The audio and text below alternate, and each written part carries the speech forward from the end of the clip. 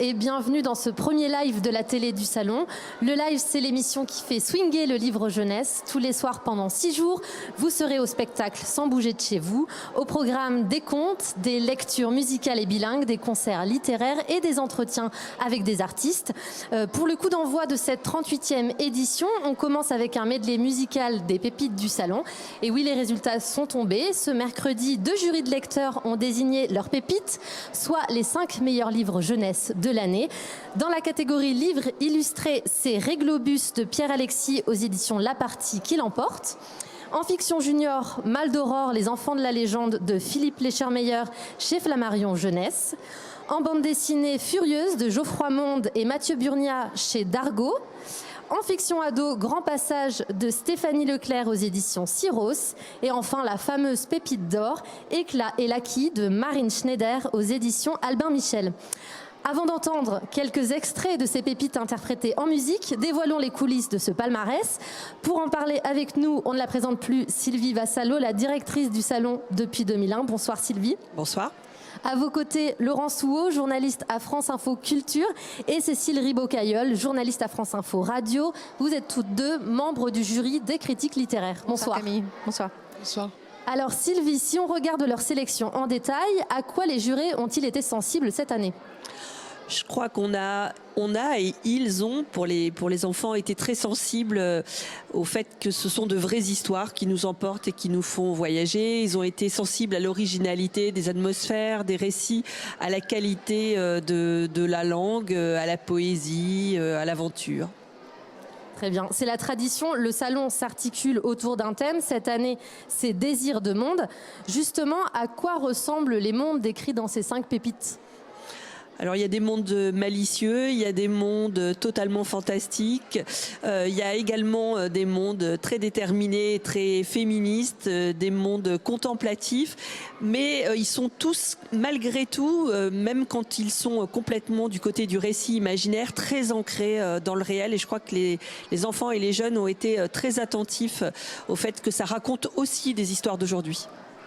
Alors je reviens un peu en arrière, ce prix il existe depuis 2017 et il est organisé en partenariat avec France Télévisions. Chaque année, 20 livres sont soumis aux différents jurys. Qui se charge d'établir la première sélection, Sylvie ?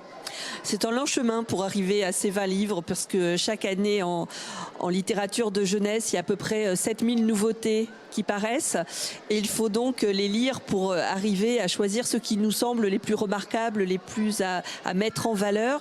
Il se trouve que nous avons donc des comités de lecture, l'équipe du Salon, mais aussi des bibliothécaires, des libraires, des spécialistes de littérature de jeunesse qui lisent avec nous toute l'année. On lit à peu près 4000 de ces 7000 ouvrages et on fait des premières sélections. Alors les livres qu'on aime, on les publie sur notre plateforme qui s'appelle Keybooking, keybooking.fr. Toute l'année, on peut repérer nos bonnes lectures et puis vers l'été on commence à sélectionner et on arrive comme ça à une sélection de 20 qu'on met ensuite en discussion d'une part avec les jurys d'enfants et d'autre part avec le jury professionnel dont nous sommes. Alors vous l'avez dit, il y a 2 jurys, donc le jury professionnel et le jury enfant. On va s'arrêter quelques instants sur le jury enfant. Ce sont 36 jeunes âgés de 8 à 18 ans, venus de toute la France métropolitaine et d'outre-mer.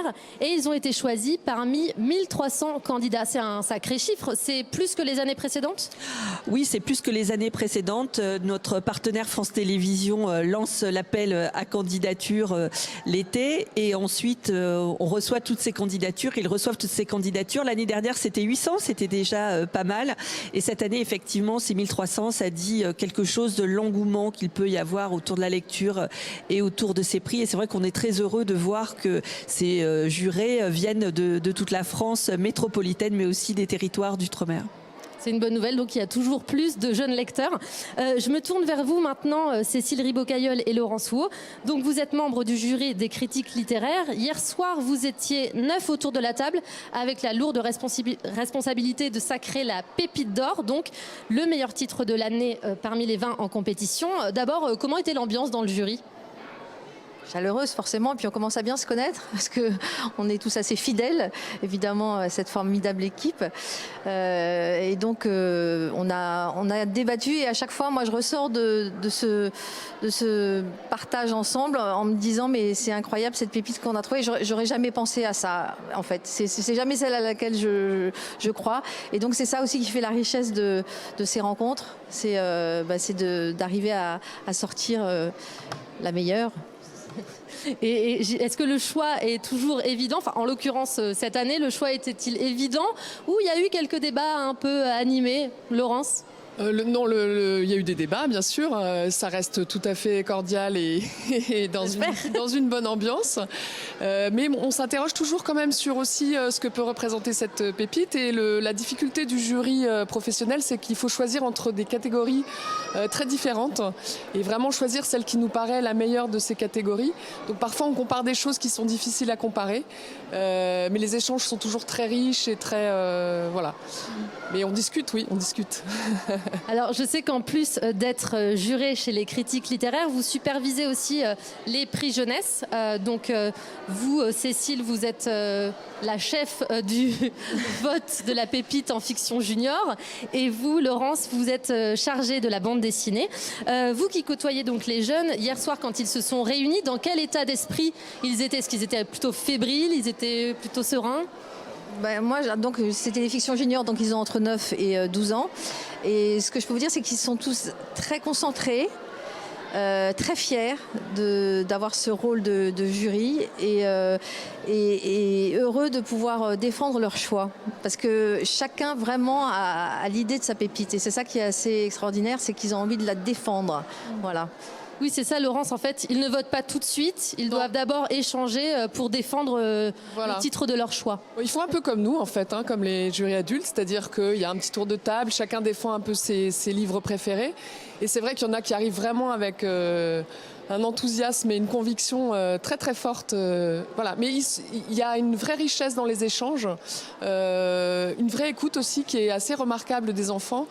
Et ce qui est chaque fois surprenant, parce que ça fait plusieurs années qu'on est dans l'un ou l'autre de ces jurys d'enfants, c'est de voir à quel point ce sont des lecteurs très très attentifs, très intelligents, qui ont une perception des choses qui sont dans les livres et des messages qui sont transmis, de la manière dont les choses sont écrites ou dessinées, qui est extraordinaire. Et ils ont une expression aussi pour le dire qui est vraiment impressionnante. Alors, en tant que critique littéraire, vous, qu'est-ce que vous récompensez dans une pépite?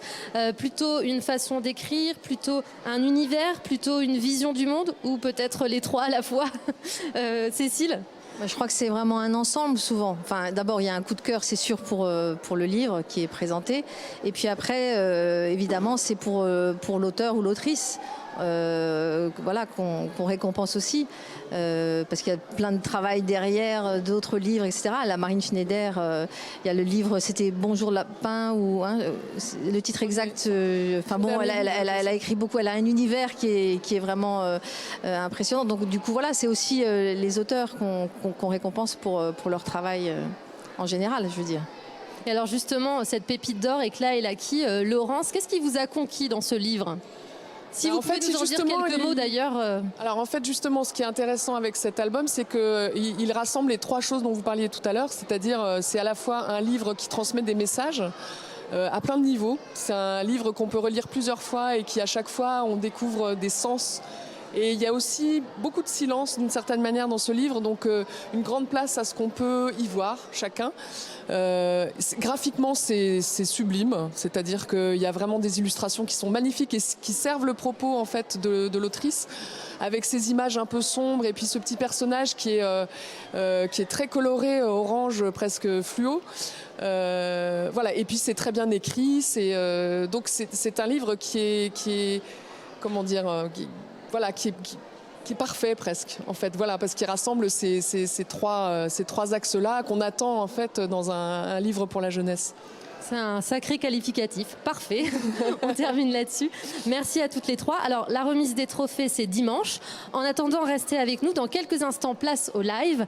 La lectrice Frédérique Bruyas et le violoniste Lucien Alfonso improvisent à partir d'extraits de ces fameuses pépites. Mais avant, c'est l'heure de la pastille en cuisine. Chaque jour jusqu'à lundi, les personnalités du livre jeunesse vous dévoilent leurs recettes pour accoucher d'un bon livre. Et c'est l'autrice et illustratrice Frédérique Bertrand qui ouvre les réjouissances. Mes ingrédients pour faire un livre, c'est une chaise, un chat et une fenêtre.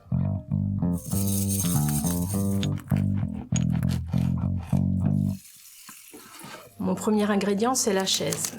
Quand j'ai la chaise, j'ai la table, les feuilles et les crayons pas loin. J'ai surtout le temps. Le temps pour poser, pour me poser. Je suis à la fois au travail, en plein chantier et sur ma chaise. D'ailleurs, je dessine beaucoup de chaises dans mes livres. Parfois des monticules de chaises, des échafaudages de chaises, des chaises qui gambadent, des chaises qui vont, qui viennent, qui grandissent. En fait, les chaises, je joue avec, je crée avec, je m'installe dessus pour attendre bien sûr, mais je m'en sers pour me caler, pour soutenir le livre que je suis en train de faire, pour permettre au personnage qui n'est pas encore là ou qui a besoin de se reposer, qui a peut-être le trac, celui qui n'est pas encore bien bâti, je lui propose de s'asseoir. La même chose pour l'histoire, autant qu'elle s'installe, qu'elle soit bien à l'aise. Et puis je pense au livre aussi, au livre lui-même, aux pages. Et je me dis que les pages, peut-être, elles ont besoin de temps, elles aussi. Mon deuxième ingrédient, c'est un chat. Un chat comme celui-ci. J'adore avoir un chat à mes côtés et puis être accompagnée comme ça de son regard silencieux. Je me sens tranquille, rassurée, chez moi, confort. Et puis les chats, ils ont le ronronnement, le petit moteur à l'intérieur. Le petit bruit réconfortant qui rassure, qui fait du bien. En fait, souvent, j'ai envie d'être un chat. J'ai l'impression qu'ils absorbent tout du monde pendant leur sommeil. Et alors absorber le monde, c'est quelque chose qui me parle. Ou laisser le monde infuser en moi, rester sensible au monde. Mon troisième ingrédient, c'est une fenêtre. Alors une fenêtre parce que je me rends compte que souvent je suis plantée à la fenêtre de mon atelier. J'ai un atelier avec une très longue fenêtre panoramique. Je reste plantée là à regarder le monde et ma tête s'évade aussi et les idées vont et viennent, prennent le temps aussi de se poser et de s'écrire avec une forme nouvelle. Un dessin que j'ai laissé sur mon bureau avant d'aller à la fenêtre, quand je reviens de la fenêtre, d'un coup je le vois avec un regard neuf et il va me raconter autre chose. Prenons l'exemple de ces petits-enfants que j'ai dessinés un jour de manière intuitive à la plume. Un geste malheureux a fait qu'une tache s'est posée sur l'un d'entre eux et cette tache m'a plu, donc j'ai répété non pas les gestes malheureux parce que c'était devenu un geste heureux et j'ai vu apparaître des formes nouvelles, une fugacité du regard, un point de vue différent. J'ai lu le texte de Thomas Scotto, Aux filles du conte. Je me suis dit que elles étaient là, toutes ces petites filles, et que je pouvais piocher parmi elles et raconter l'histoire de Thomas avec mes tâches, avec mes enfants qui se trouvent au milieu de mes pages et puis qui vont pouvoir raconter quelque chose de nouveau. Et donc la chaise, le chat, la fenêtre, tous les trois, c'est des formes de temps que je garde pour moi et que je veux garder pour moi, qui est peut-être en grande contradiction avec le monde actuel et le temps qu'on zappe, qu'on fragmente, qu'on découpe, la course sans arrêt. Moi, j'ai envie de me poser, de ronronner, d'observer, de rêver, d'être là et ailleurs à la fois.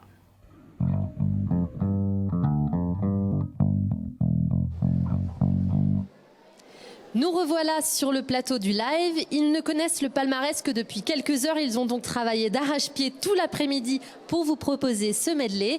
Voici Frédéric Bruyas et Lucien Alfonso.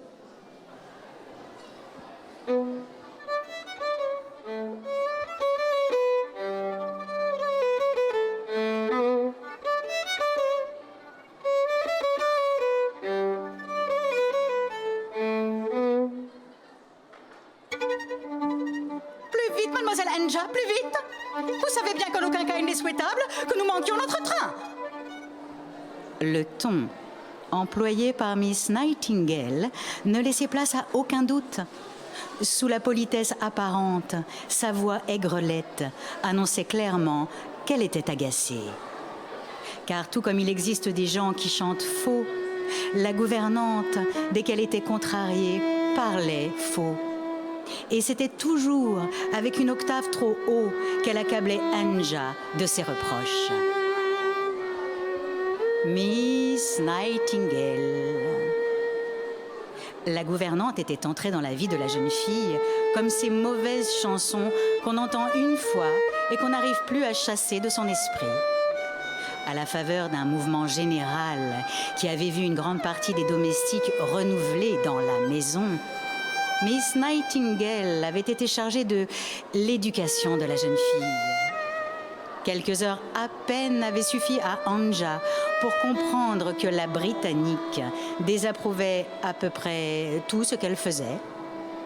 Sa façon de parler, de se vêtir, de manger, de dormir, de s'asseoir et quantité d'autres choses qu'elle avait jusque-là faites sans se poser de questions.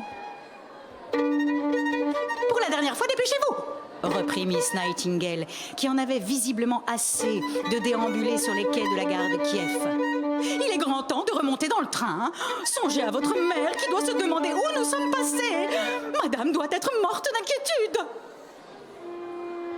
Puis, après avoir tiré sur sa jupe pour éviter qu'elle ne remonte au-dessus du mollet et vérifier que le dernier bouton de son chemisier était toujours fermé, elle tendit la main vers l'étui noir et brillant qu'Anja tenait entre ses bras. « Ne faites pas de manière, young lady! Laissez-moi porter votre instrument. Nous rejoindrons plus vite l'express pour Vienne. N'y touchez pas. Votre daddy, il vous gâte trop. » Anja ne répondit pas. Elle se contenta de serrer son violon contre sa maigre poitrine. Pour une fois, elle était d'accord avec l'Anglaise. Son père la gâtait, c'est vrai. Il la gâtait même énormément. Elle était sa fille unique, il l'adorait, et le premier prix qu'elle venait d'obtenir au conservatoire avait encore renforcé son admiration.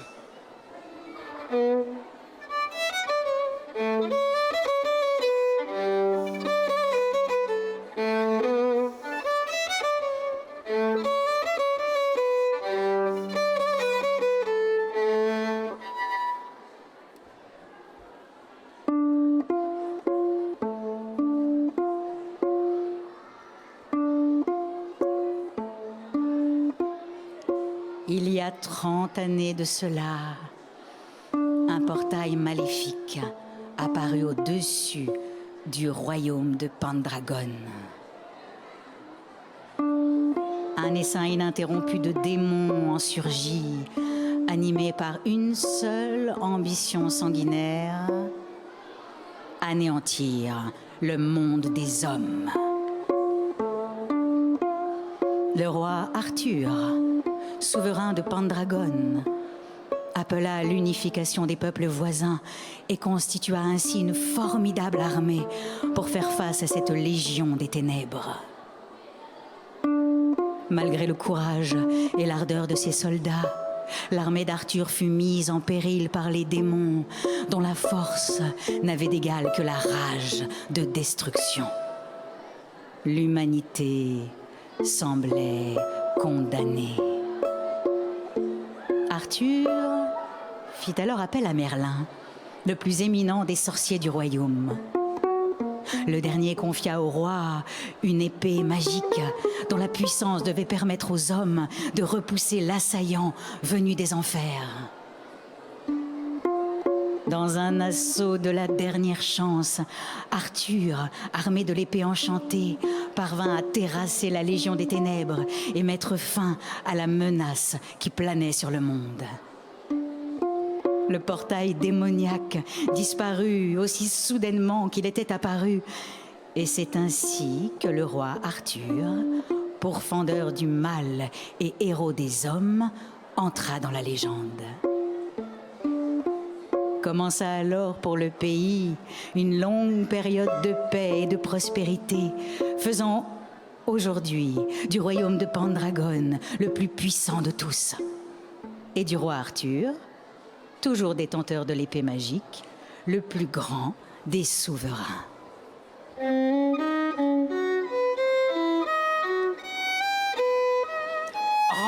l'épée. Tu as trop bu, papa. Tu fais n'importe quoi. Tu devrais aller te coucher. Je n'ai pas d'ordre à recevoir d'une gamine. Alors, pour épouser ce bouffon de baron, je suis assez grande. Mais quand je te fais remarquer que tu tiens pas debout, je suis une gamine. Je t'interdis de me parler sur ce ton. Rends-moi mon épée. Non. C'est intolérable, une gamine aussi mal élevée. Vivement que l'autre vienne te chercher. Je l'épouserai jamais, ton baron de merde.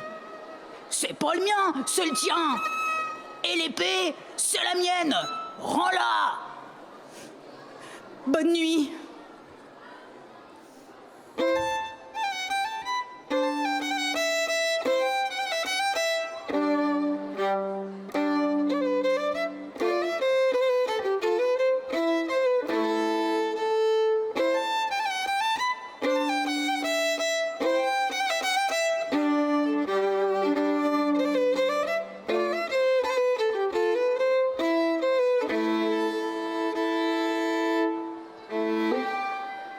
Les morts sont là.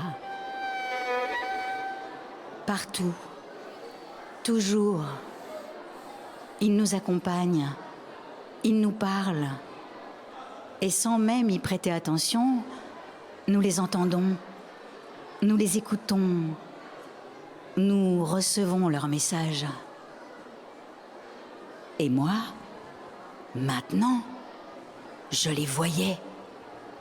Enfin, en tout cas, j'en voyais un. Il était devant moi, assis sur une chaise de la cuisine. « Salut, toi », m'a dit mon grand-père. 14 ans plus tôt, il avait succombé à une crise cardiaque. On avait retrouvé son corps auprès d'une chaudière qu'il était en train d'installer. Mais à cet instant précis, moi je lui trouvais plutôt bonne mine pour un vieux macabé. J'ai fait moi aussi bonne figure. Je ne voulais pas me mettre à hurler ou paraître impoli. Quelle attitude convenait-il d'avoir? Fallait-il lui répondre? Fallait-il faire comme si tout était normal? Le saluer, passer devant lui, prendre mon dessert dans le frigo et simplement ressortir de la pièce? En fait, je n'étais pas tellement surpris par sa présence. J'avais rêvé de lui à plusieurs reprises, ce qui en soi était déjà étrange, puisque je ne l'avais quasiment jamais connu. Ma mère et lui étaient fâchés depuis ma naissance. La venue au monde d'un enfant sans père est souvent problématique dans une famille. Et je savais qu'il ne m'avait pas aimée. Pourtant, ces derniers temps, allez savoir pourquoi, j'avais beaucoup pensé à lui.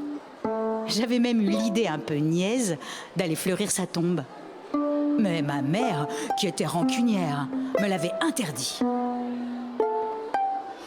Peu à peu, très discrètement, mon grand-père était revenu dans ma vie. Finalement, il ne lui restait plus qu'à apparaître.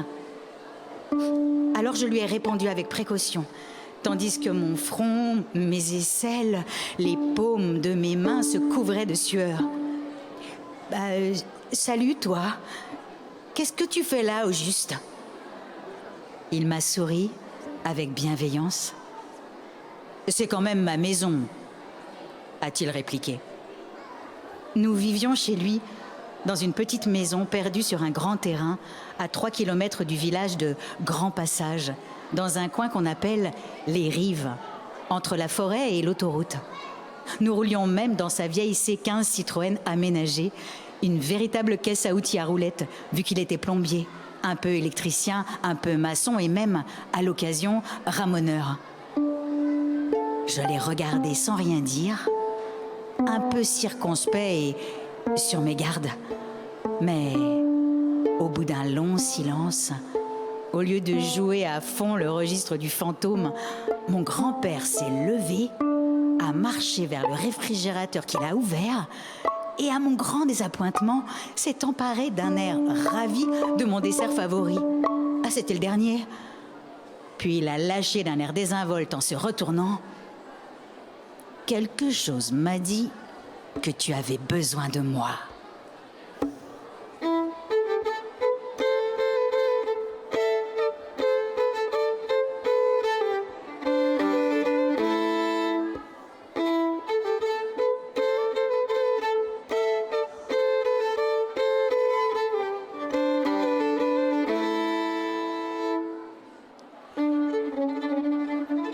Je suis Rainette, la reine du volant. Bienvenue à bord du Réglobus. 1. On s'essuie les pattes avant de monter. 2. On ne gobe pas les mouches. On embarque en 4e vitesse. 3.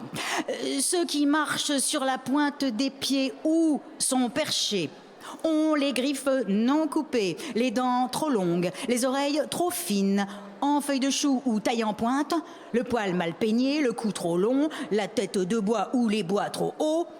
Tout ce qui dépasse n'embarque pas. 4.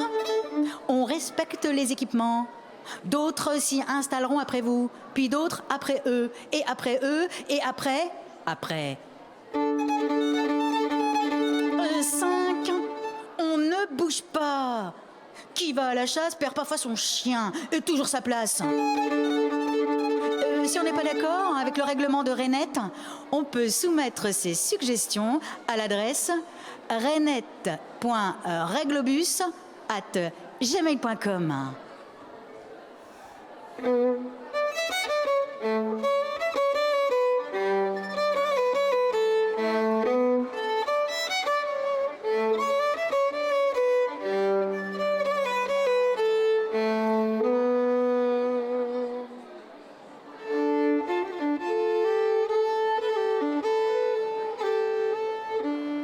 Éclat est arrivé par un jour de grand vent sur le chemin du vieux Laquis. Son petit corps a tourbillonné délicatement au-dessus du cratère, comme la samarre d'un érable sycomore. En le regardant tomber, Laquis a d'abord pensé à un insecte, puis à un oiseau. Mais non, c'était Éclat.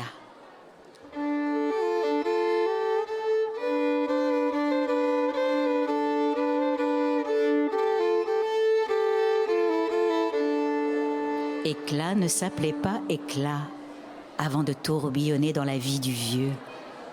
Ou peut-être que si. Je m'appelle Laquis, avait dit le vieux en tendant sa grosse main beaucoup trop grande. Et Éclat n'avait rien répondu, puisqu'Éclat ne parle pas. Jamais.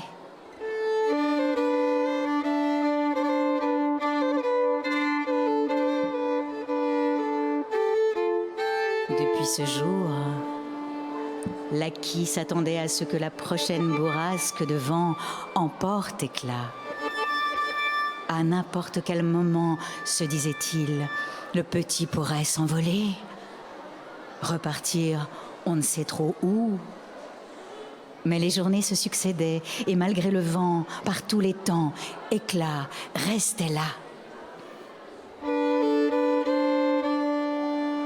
Laquis avait passé tellement d'années seul dans son cratère que l'arrivée d'Éclat lui fit l'effet d'une météorite. Laquis aimait l'ordre et le calme. Éclat n'aimait ni l'ordre ni le calme. Éclat engendrait sans cesse de petites catastrophes et se fichait d'une quelconque routine. Éclat sortait pieds nus à n'importe quelle heure de la journée, qu'il neige ou qu'il vente. Il s'imaginait bandit, pirate et aventurier et partait explorer les environs du lac où il ramassait des cailloux qu'il ramenait à la maison par centaines.